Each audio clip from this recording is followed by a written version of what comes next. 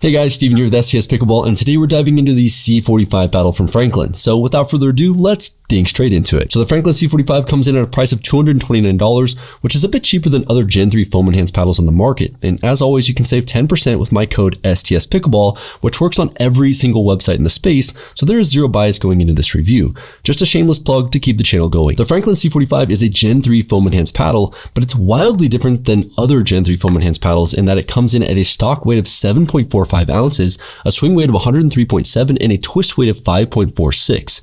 In its stock form, it really doesn't feel particularly special to me. I was leaving drops short, having a hard time with counters and resets, and my drives were okay, but really nothing special. The reason behind this is that the swing weight was so low and the general overall static weight was so low that I had very little plow through on the ball. That, coupled with the fact that it's a 14mm, made it feel like I had to put a ton of thought and effort into how much power I put into the ball. It was really difficult to get the ball to go where I wanted it to in its stock form. This paddle is truly unlocked when you utilize perimeter weighting. Once I added weight to this paddle, it really started to become something special. Weighting here unlocks the Gen 3 aspects of this paddle. So here's the weighting setup I went with. 5 inches of 1 gram per inch tungsten tape, starting 1 inch out from the handle right here, going up the throat into the side of the paddle on both sides, which, as you might remember if you saw my video, but this was the most optimal setup that I found in my lead tape guide from last year. I then took 2 pre-cut 3 gram strips and put them at the top of the flat side edge on both sides of the paddle.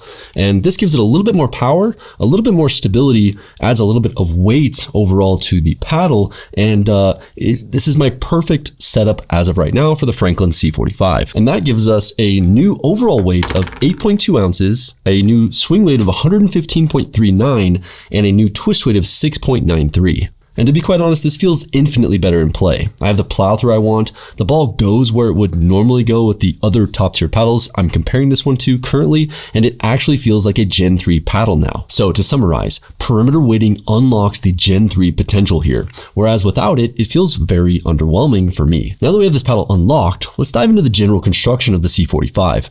The C45 is utilizing 2 strips of foam around the perimeter of the core. The outer foam layer is open cell foam, and the inner layer is closed cell EVA foam, which is different from other Gen 3 foam enhanced constructions we've seen so far.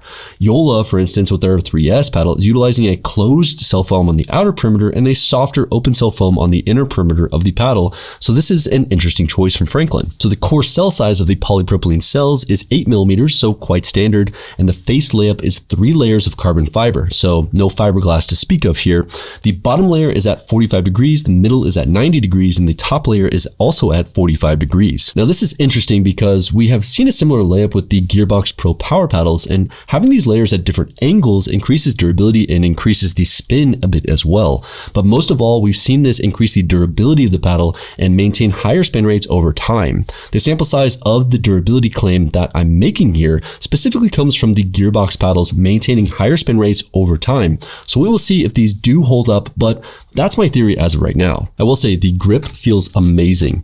It's the tackiest grip I've ever felt and feels solid all the way around, and it comes with a 1-year warranty, which is nice to hear. I emailed the senior director at Franklin Sports about the return policy, and he said if you truly hate the paddle, they will figure it out, as they're a 3rd generation family owned company and care about their customers very much. So all good things. Okay, so let's jump into some spin numbers. The Franklin C45 comes in at a spin rate of 2185 RPM, which is still considered top tier. This spin rate comes in at around 120 RPM lower than the top paddles in my database currently, and as I've been saying for a while, a lot of these top tier Gen 3 paddles are quite similar in their spin rates, power, pop, and sweet spot ratings, so I'm analyzing smaller nuances with a bit more rigidity than I normally would.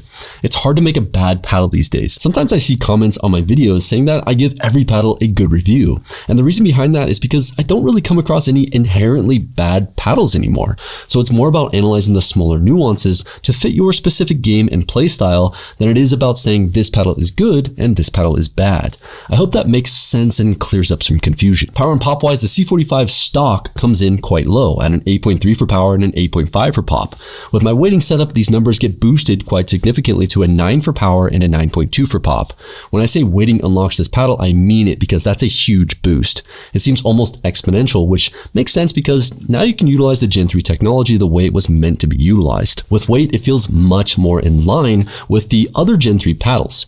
It's still not quite as powerful as them, but it feels really lively off the face and feels quite nice. Sweet spot wise, I would say the C45 comes in average to above average. It doesn't feel quite as large as I would expect given that it's Gen 3. Other Gen 3 paddles seem to have a slightly larger sweet spot in comparison to their Gen 2 counterparts. So that's really the only con for me with the C45. My theory here is that the general construction of the internals of the C45 are lighter and therefore less thick and substantial, which might be leading to a bit less forgiveness outside of the obvious sweet spot area given the shape of the paddle. So for sweet spot, the C45 comes in at an 8.8 out of 10. Lastly, we have control. And as far as control goes, again, it's above average for a Gen 3, but with the slightly less overall power in comparison to other Gen 3s, this makes sense. The C45 comes in at an 8.8 out of 10 for control. Whether stock or with weight, I would give it the same score because stock, it has more control as in less power, but it's also hard to place your shots given the general lack of plow through even on softer shots. Then when you add perimeter weighting, of course the power goes up,